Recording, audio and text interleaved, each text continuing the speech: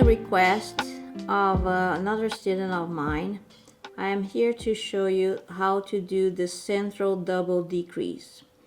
I am going to demonstrate you both how to do the central double decrease on the knit side and on the purl side. So here I am showing you how to do it on the knit side. And I'm going to show you two ways of doing the same thing. This is the first way. This is the second way. I think as you look right now, my fabric, you don't see a lot of difference, but I'll let you pick if you have one favorite way of doing this particular double decrease, okay? So I'm gonna go again to show you the first way to do this on the knit side of the fabric. I am going to work until one stitch before the decrease.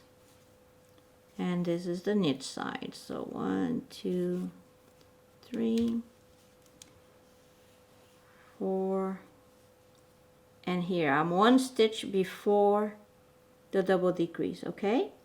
The way people usually do this is slip 2 stitches as if to knit. So I'm going to insert my right hand needle into the 2 stitches and slip them as if to knit. Now I am going to knit the next stitch, and I'm going to pass the 2 stitches over the knitted stitch. Here. That's my double decrease. It's double decrease because I'm eating up 2 stitches instead of 3. Out of 3 stitches, I'm making 1. I'm eating up 2 stitches, okay?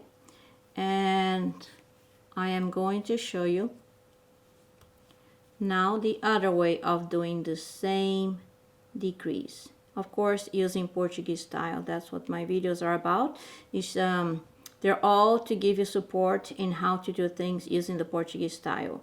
Because I'm knitting, the yarn is on top of the right hand needle, okay?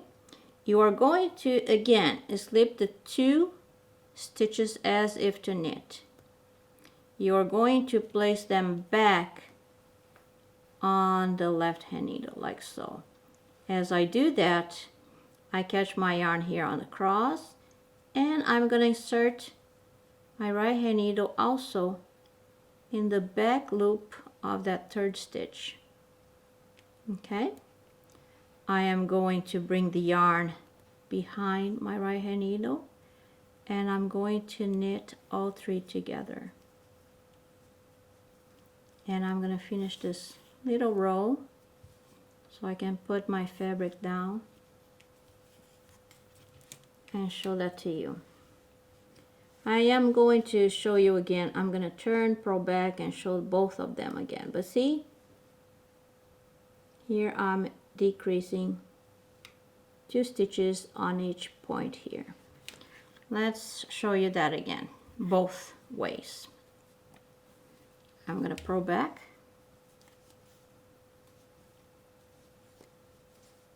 I'm working with the bulky yarn so you can see what I'm doing. It's a little bit fuzzy to demonstrate, but I think you can see exactly what I'm doing. Again, let's turn and show you 2 ways of doing the double decrease on the knit side. I am going to get to 1 stitch before the decrease. This is 1 stitch before the decrease. I am going to insert the right hand needle on those 2 stitches and slip them as if to knit.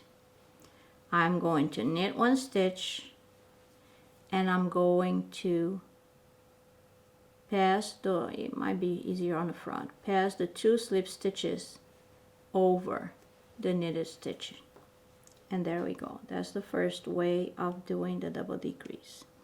The second way, we are already there because I'm decreasing so fastly that I'm already 1 stitch before the next decrease. Again, I'm gonna slip the 2 stitches as if to knit. I'm gonna replace them on the left hand needle. As I do that, I catch the next stitch through the back loop. See that? Then I bring the yarn behind everything and knit the 3 together.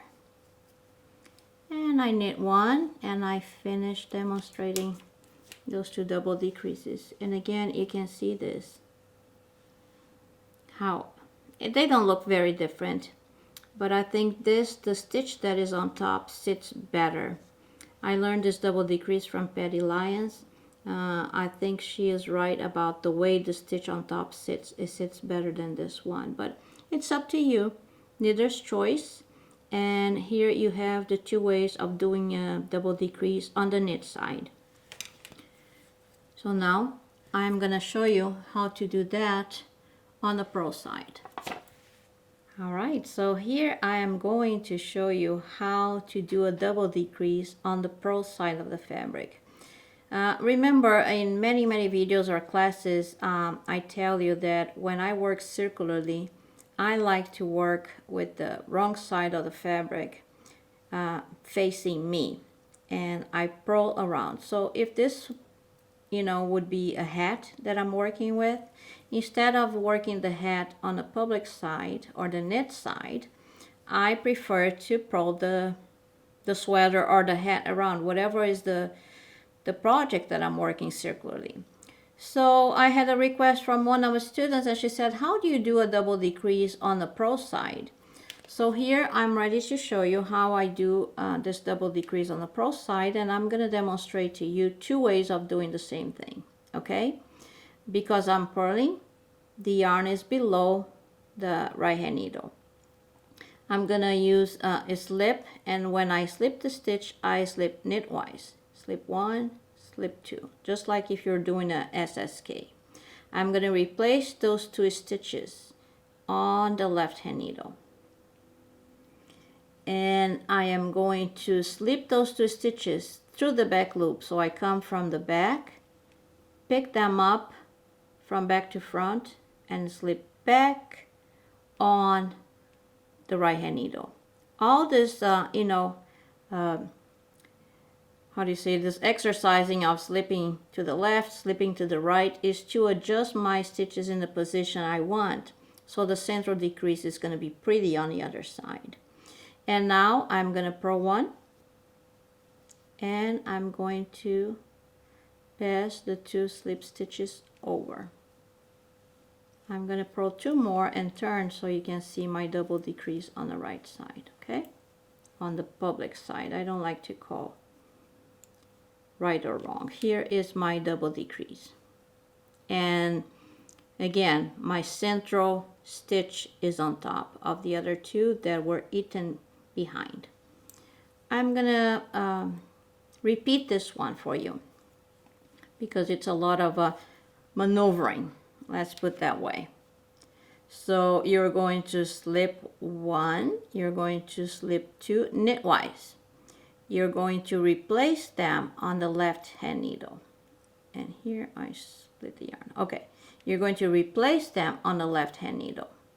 You're going to bring the right hand needle and slip them as if you're going to purl through the back loop.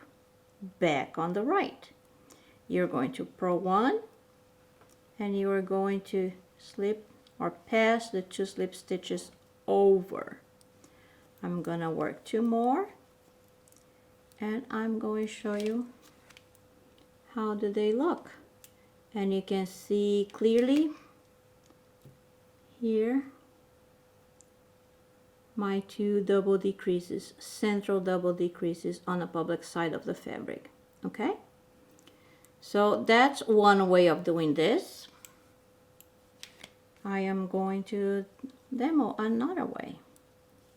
Let's go away from that a little bit. So another way of doing this is to go on the second stitch of the left hand needle purlwise. So I skip the first, go into the second stitch of the second needle purlwise, and now I'm going to slip them off the left hand needle. Some people might be afraid of doing this. I'm going to pick the stitch that is hanging in the air here, and put it back on the right hand needle. See, what I did is, instead of maneuvering like I showed you before, I'm switching those 2 stitches, I'm switching places. And now I am going to purl 1 and pass the 2 over. I'm gonna work 2 more, turn, and show to you that I achieve exactly the same result. Here is my central decrease right here, and my central decrease right here. Let me show you. If that doesn't make you nervous that you have a stitch hanging in the air for 2 seconds, that might be an easier way for you. So again, I insert my right hand needle on the 2nd stitch of the left hand needle as if to purl. I'm going to drop both off and pick this stitch here, switching places. I purl 1 more and I pass the 2 slip stitches over. And as you look at the right side of the fabric, or the public side, you're going to see my double decrease here, my double decrease right here.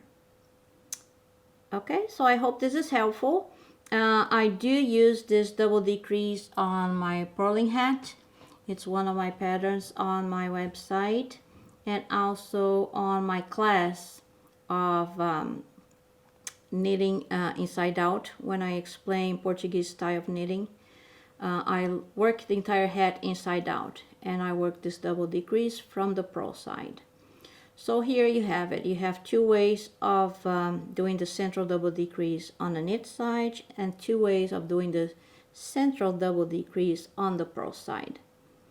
I hope this is helpful to you, and I see you on the next video. Don't forget to like my videos and leave any comments if you have so.